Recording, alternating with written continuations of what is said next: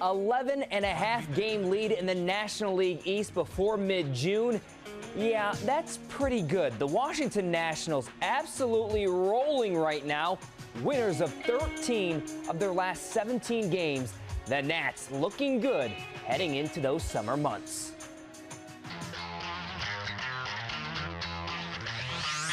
Live from NewsChannel 8, this is Toyota Sports Talk. Anytime you can get some wins against those teams, it builds confidence because those are more than likely teams at the end of the year, hopefully in the postseason. So hopefully that's a season-long trend, and we continue to play well. That was breathtaking. Hello, everybody. Welcome to this Friday edition of Toyota Sports Talk. I'm your host, Scott Abraham. Thank you for tuning in. Nats fans, baseball fans, this show is for you tonight. In a moment, I'll be joined by Jake Russell of the Washington Post. But as always, this show is all about you, the viewers. We need you to call in for our questions of the night. The Washington Nationals certainly playing well right now with the current players on the roster. But does it really matter? We know their past playoff history. What moves would you like to see the team make before the trade deadline in July? Their bullpen struggles well documented. Should the Nats give up some more of their future to solidify the back end of that bullpen? Our second question of the night. Manager Dusty Baker has done a pretty good job with the club since taking over in 2015. His contract, though, only runs through this season. Let's say you own the Nationals. Do you bring Dusty back on another contract, or do you part ways, especially if the club falls short in the postseason yet again? Let us know what you think. Give us a call, 703-387-1020. With that said, time to welcome in Washington Post sports writer and published author Jake Russell back on Toyota Sports Talk again. And Jake, great to have you on the show as always. Thanks for having me. What's been going on in the Washington Post these last couple of weeks? What's cooking over there? Nothing much, just a lot of Nats coverage. Yeah. Nats last few weeks with the Wizards and the Caps out of the playoffs. It's basically primarily been the Nats. So Not a lot of Valor coverage busy, like I've been pushing for. Been busy staying out of trouble? I'm trying to. Okay, that's You're helping good me thing. in this case. I know. So let's talk some Nats here, right up your alley. Good West Coast trip. I think they went 7-2. Mm-hmm. Let's talk bullpen situation. Coda Glover seems to be the solidified closer right now. We know about the struggles. What's your mindset with this bullpen right now? They're very consistently inconsistent. Yeah. Some weeks they're super hot and they give you hope, like, all right, this is the guy in the 8th inning, this is the guy in the 9th inning. Then the next week they all of a sudden blow big leads. And luckily their offense is good enough that they can compensate for having a bad bullpen, but I think they definitely need to make at least 1 or 2 moves, if not 3, to solidify their playoff hopes this year. So ultimately, you don't think Coda Glover is the answer at closer? He hasn't proven that to me yet. Okay. He's shown potential, but I think he's still a little young, a little green. Give him some more time. He's got the intensity and the attitude, as you saw last night, or not last week with the incident with Yasiel Puig. Yeah. But he's one of those other ones. He's very inconsistent. Some weeks he's on fire, he's super hot, he's solid, you can trust him. The next week, you're not really sure what you're going to get out of him on a nightly basis. What about the rest of the pieces in that bullpen? Blake Trinan, Matt Albers, Sean Kelly, Romero. Your thoughts on those guys? I don't feel comfortable watching them pitch every night. Oliver Perez is pretty much It's like Jekyll and Hyde. You never know what's going to show up. Exactly, and that's why this needs to be addressed during the summer. Oliver Perez has probably been the most consistent pitcher in that bullpen this season. That's not what you were hoping for coming out of spring training. So I think they definitely need to make a move, 1 or 2 or 3 this summer. Okay, so they make a couple of moves at the trade deadline, let's say, and you think they should focus primarily on that bullpen and relievers? No other issues with the rest of the team? No, their bench has improved from last season, so they're pretty much set there. They don't need any more offense. They've got offense for days with that lineup that they have. That's why they've been able to compensate so far for that shaky bullpen. Closer should be their #1 priority, whether it's bringing in a David Robertson from Chicago or bringing back Melanson. I'd be comfortable with that. He pitched very well in his last half season last year. A popular name being floated out, your colleague Thomas Boswell mentioned it, Kelvin Herrera. I believe he's the closer for Kansas City. That could be a hot name to look out for. The thing that frustrates me with the Washington Nationals, they had a terrific closer last year in Mark Melanson.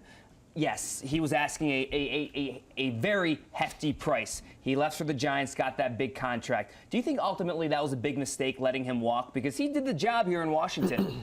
I can see why the Lerners let him walk, because that's a lot of money. I believe he got $60 million over 5 or 6 seasons, and for a closer, that's pretty hefty, especially when you're not an Aroldis Chapman type. But he's pretty close, and he was super reliable. He knows the Nats atmosphere, the clubhouse environment. He knows how the organization operates from his last half season of last year.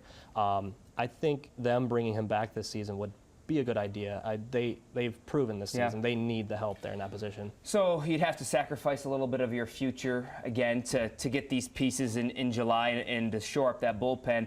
They got rid of Giolito last year. I mean, is this good to keep getting rid of your farm system here for bullpen and closer guys? Well, that Giolito trade was a break from the norm for Mike Rizzo. He normally just gives up a ham sandwich and then gets a lot of production for whoever he gets back. He's not used to giving up big-time talent like that. That's a lot of people criticize that because they're not used to Rizzo giving up so much, high-end minor league talent.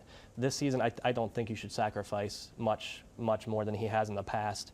There's something to be said for being consistent and being competitive every single season, competing for a division title, being in the playoff chase every year. And if you deplete your farm system, eventually the players you have on your main roster are going to get older, and you won't have anybody to replace them with. Yep.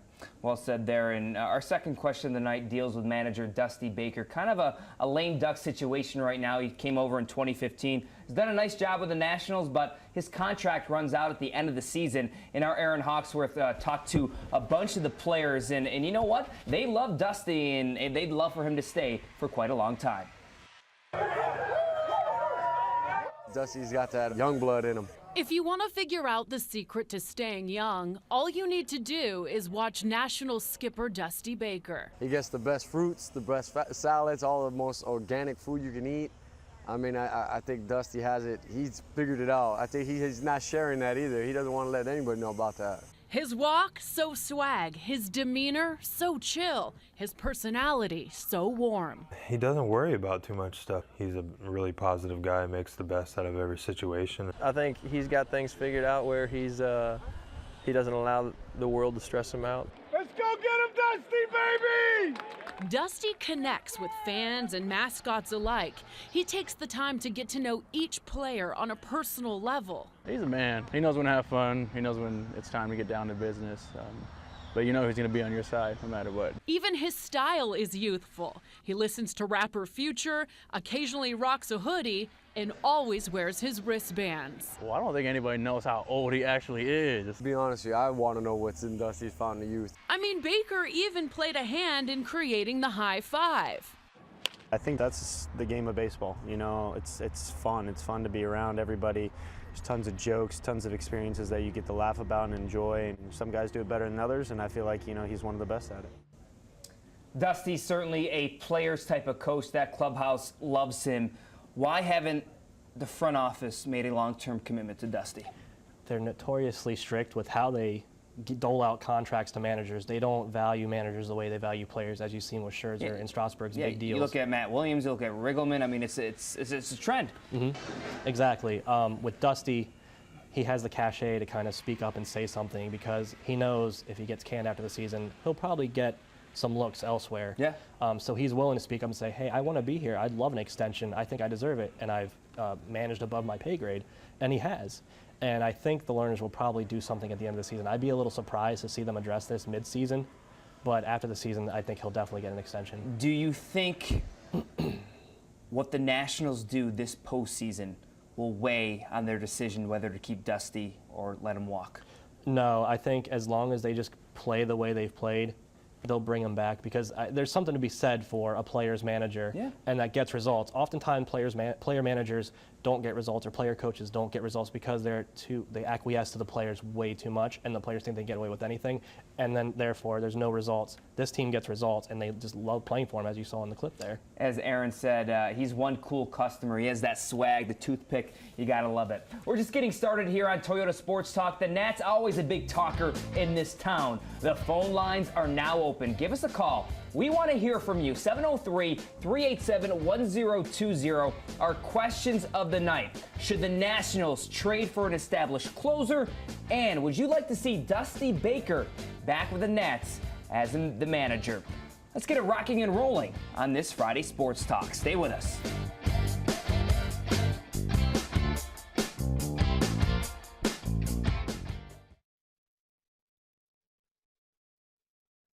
I think most importantly, the team's off to a really good start this year, and we got a ways to go. We have a ways to go as a team, and I have a ways to go individually. So it's nice to get off to a good start. That's all it is. It's just a good start. Yeah, the Major League Baseball season is a grind. We are only in June, and the Washington Nationals looking good so far. Welcome back to this Friday edition of Toyota Sports Talk. We are joined by the Washington Post's Jake Russell. This guy, also an author. You got to check out his book here. 100 Things Nationals Fans Should Know and Do Before They Die. You can buy the book on his website, JakeRussellSports.com. Give it a read. A lot of great, interesting facts in here. I need an autographed copy here. What's going on? I'll bring it in next time. I feel guilty. Now you're making me feel bad. I'll definitely bring one in next time. But good stuff here, Nationals fans. Check it out, JakeRussellSports.com.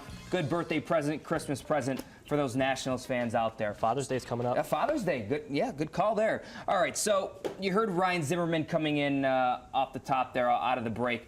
Wow, what a season. Father Time not catching up to Ryan Zimmerman anytime soon. What's been the difference? How's he turned this around? According to him, it's just health. It's not much has changed. I mean, everything's been made out to be, about launch angle and exit velocity. He attributes it more to health and being able to just feel comfortable for the first time in a while.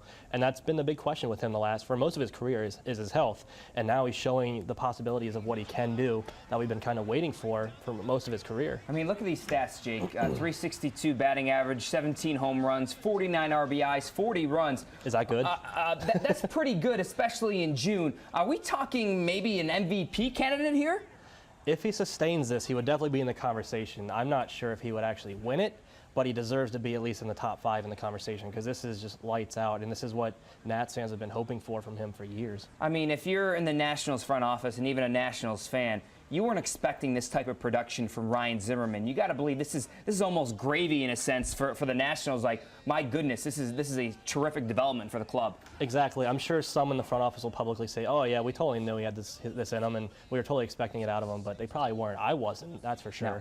Especially because he had that down year last year and battled some injuries. So it's good to see Ryan Zimmerman doing his thing at the plate and carrying this offense for a big amount of time. Let's go to the phone lines here. We're going to go to Paul in Hyattsville. Paul, how are you?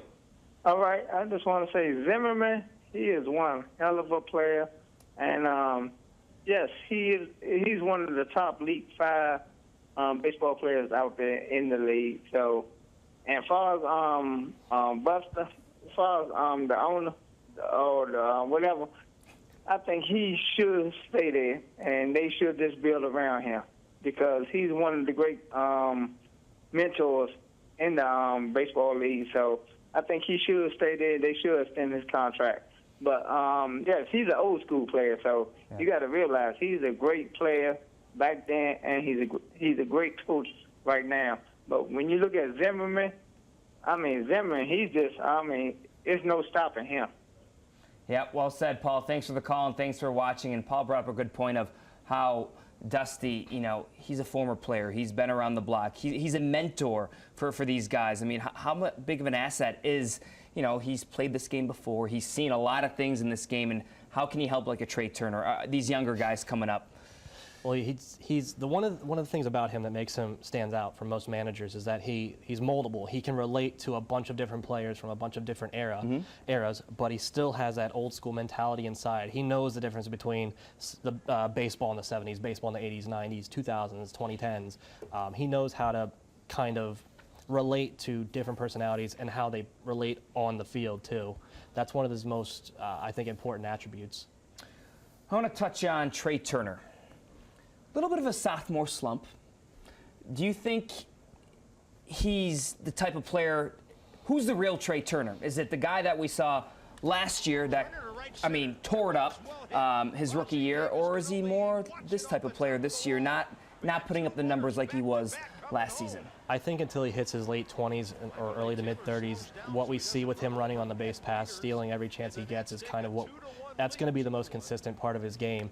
The hitting, I think, was a super bonus for everybody last season, and to kind of expect him to have an MVP-type season may have been a little lofty of a goal, But I think we've got 2, 3, 4 months for him to kind of round into form at the plate. I'm not too worried about him at the plate. I agree. I don't think there's any need to hit the panic button with Trey Turner. He's going to be fine. He's a young player, going through some growing aspects here in Major League Baseball. He'll be fine. Trey Turner, a great baseball player for the Washington Nationals. Well, we have a lot more to discuss. Baseball and the Nats. Always a hot topic here, and we'll be taking more of your phone calls. Give us a ring, 703-387-1020. Stay with us. The fun is just beginning here on Toyota Sports Talk.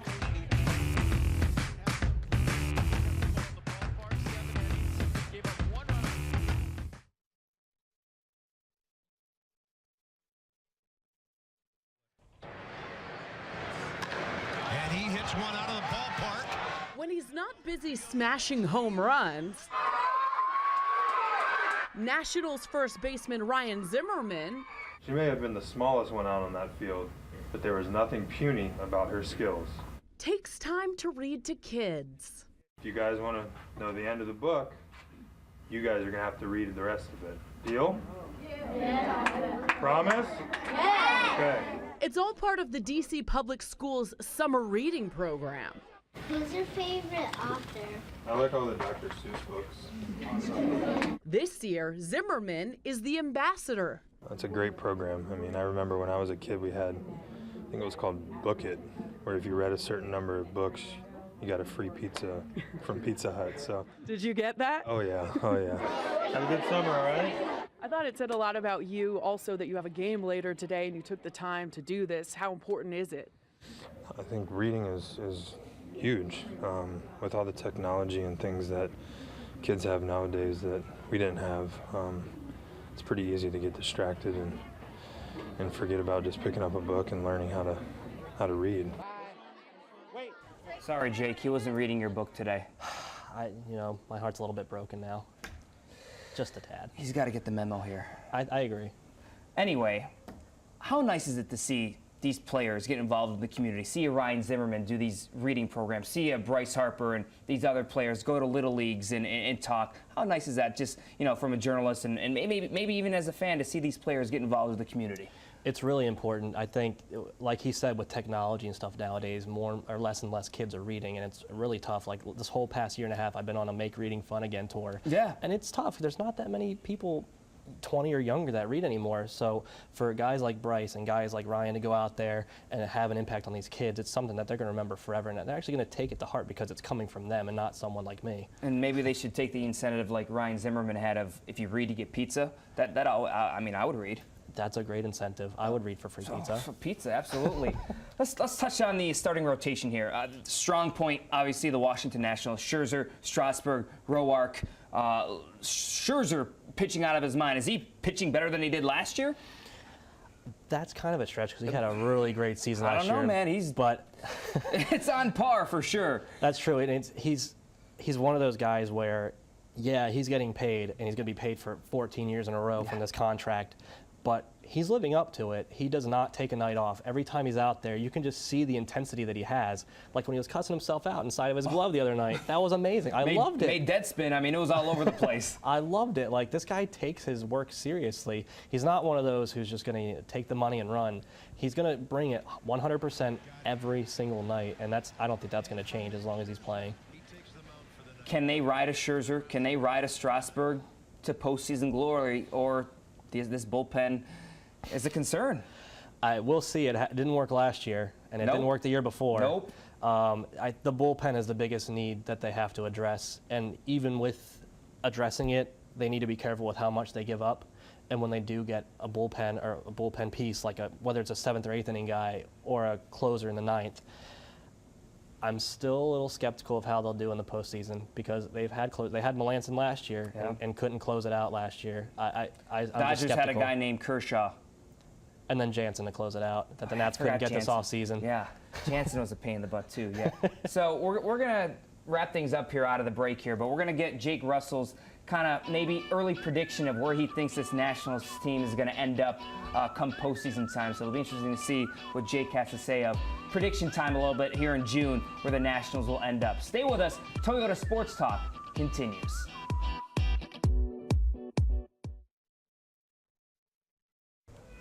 Wrapping things up here on Toyota Sports Talk. Remember, take a gander at jakerussellsports.com. Great stuff. Pick up a copy of his book. Really good stuff for Nats fans. Great for Father's Day, birthday, Christmas. Give it a look. You won't be disappointed. All right, quickly. I know it's June. Let's say the Nationals pick up some bullpen help in July. Can this team make a postseason run? They're probably going to see the Dodgers, Cardinals, somebody in that first round. They'll definitely make the postseason. Yes. I see probably 95 to 100 wins in this team's future. Whether they make it past the first round or not is the biggest question. And they proved me wrong last year. I said, you know what? I think they'll make it to the NLCS, and then they didn't. So they have to prove it to me before I can predict them to go past the first round. There's a little thing called the DC Sports Curse. I don't know. Yeah, it's run rampant lately. Caps know all about that. And the Wizards. Yes. And the Redskins. Jake Russell, great to have you on. Thanks for having me. Coming on, my friend. And thank you for watching, and have a great weekend, and we will see you right back here on Monday.